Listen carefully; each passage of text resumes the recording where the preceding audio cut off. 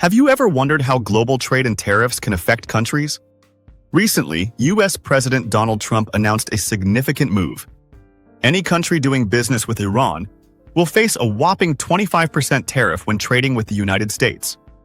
This announcement comes amid serious unrest in Iran, where thousands are feared dead due to government crackdowns on protests. Let's break this down further. It appears that Trump intends to exert pressure through these tariffs. The details, however, are still unclear.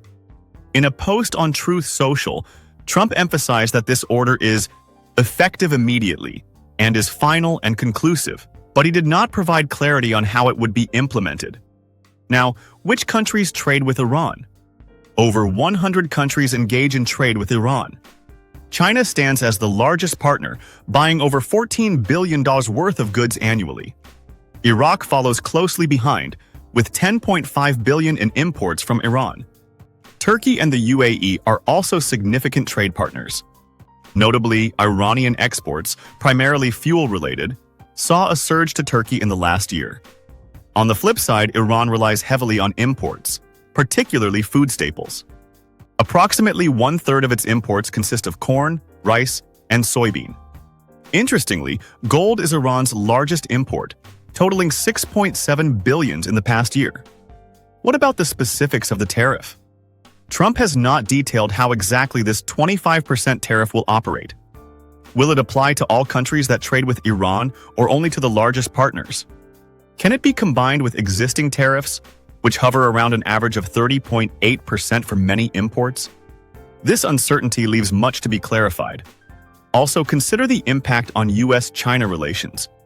If the tariff sticks, it could reignite tensions between these two economic giants. China has previously retaliated against similar tariffs, affecting crucial trade dynamics.